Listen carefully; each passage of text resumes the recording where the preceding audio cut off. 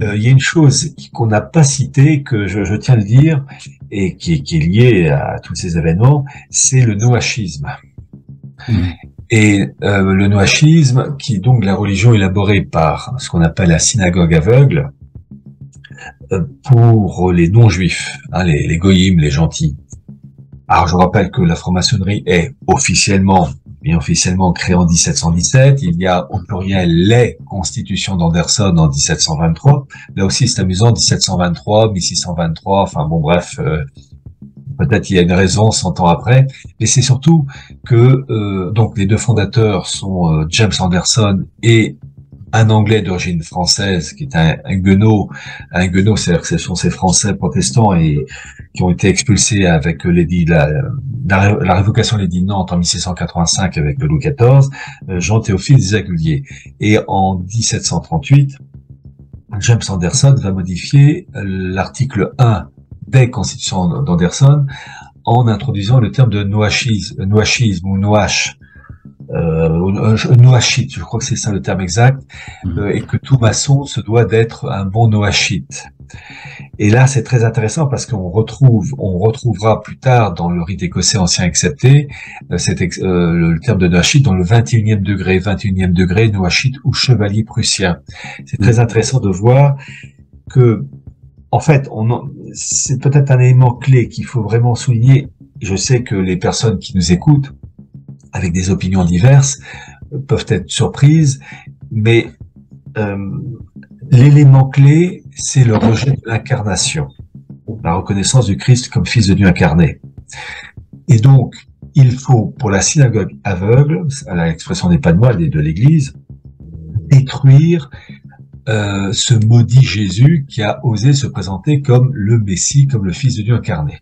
Alors je précise que le mot Messie a deux sens dans le monde musulman et dans le monde catholique. Dans le monde musulman, le Messie, Jésus est un Messie, mais c'est un prophète de valeur, mais uniquement un homme de valeur, et honoré dans l'islam. Alors que dans le catholicisme, le mot Messie, c'est Fils de Dieu incarné, c'est ce qu'on appelle l'union hypostatique, hypostase, substance, vrai homme et vrai Dieu. Donc c'est le même mot pour dire deux choses complètement différentes. Bon.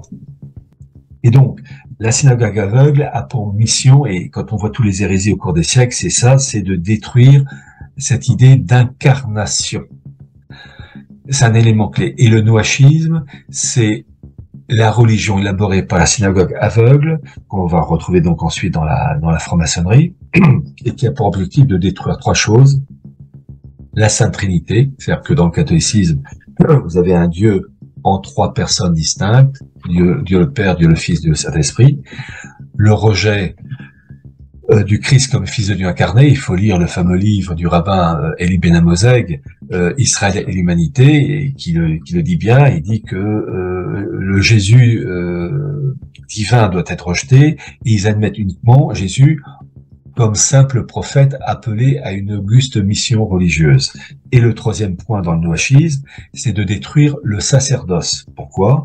Parce que dans le sacerdoce, le prêtre, quand il dit la messe, il rappelle avec le pain et le vin, selon le catholicisme, réellement transformé en corps et sang du Christ, il rappelle le sacrifice du Christ sur la croix. Bon.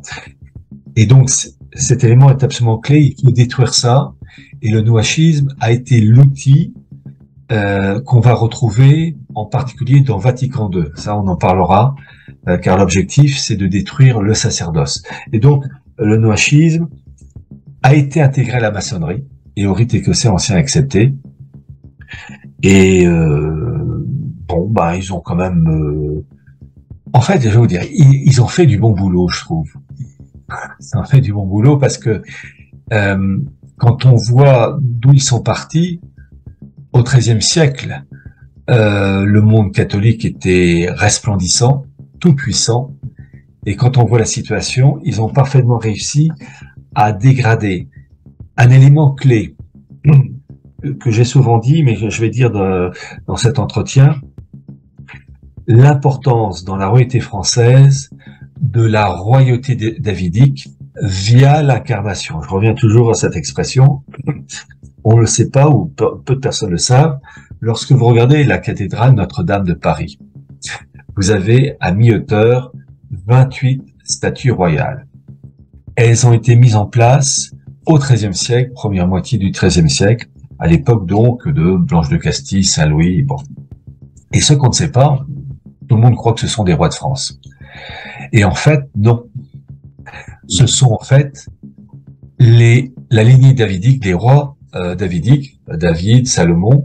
En fait, il y a les 15 rois de la lignée davidique, plus 13 statues représentant des notables ou hauts fonctionnaires au service de la monarchie davidique. Et donc, en fait, la monarchie française, la royauté française, s'est rattachée à cette ligne davidique, mais attention, là, je ne veux pas faire mon Éric Zemmour, via l'incarnation. Parce que je vous rappelle, peut-être que David le sait, Éric Zemmour, ce journaliste français, a fait un bouquin en particulier en parlant du roi Saint-Louis, le roi juif.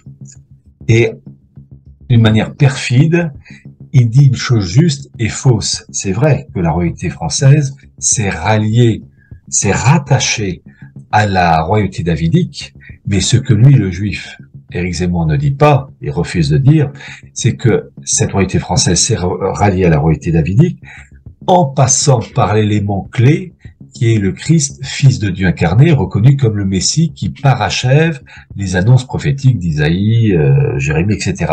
Et lui, Éric Zemmour, comme tous les Juifs, refuse de reconnaître la divinité du Christ.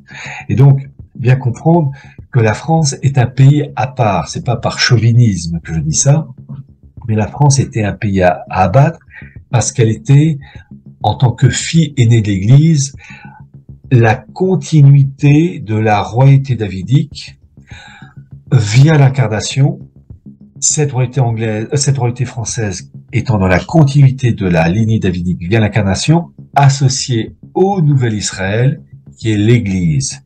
Et ces deux éléments, via tous les courants que David a cités, ces deux éléments, royauté française et ensuite l'Église, et ça sera plus tard avec Vatican II, c'était les deux éléments à abattre. Les deux kilipotes, les deux souillures à abattre. Et la Révolution française passe à la vitesse pratique, si je puis dire. Voilà. Comme vous le savez, les Juifs ont été expulsés de l'Espagne, et puis il y en a plusieurs parmi eux qui sont rendus en Hollande. Ça a aussi contribué comme la Renaissance hollandaise, mais aussi ils ont apporté beaucoup de commerce en Hollande. Et c'est là où était établi Manasseh ben Israël. Alors, qu'est-ce qui est important aussi à rappeler, c'est que Hollande, à ce temps-là, était dirigé par, premièrement, William the Silent, Guillaume le Silent, Guillaume d'Orange, et après ça, son fils, Maurice. Et puis, Maurice, premièrement, Guillaume le Silent était marié à la petite fille de Philippe de S, qui était aussi, faisait toute partie du réseau qu'on avait dernièrement. Il fait partie de ceux qui ont soutenu la carrière de Martin Luther et qui était aussi descendant de Élisabeth de Hongrie, du miracle des roses. Alors, et puis son fils Maurice était l'oncle de Frédéric V, qui faisait partie du mariage alchimique avec Elizabeth Stuart, célébrée par les Rosicruciens dans c'est le livre qui est écrit par André de le mariage chimique de Christian Rosenkreutz.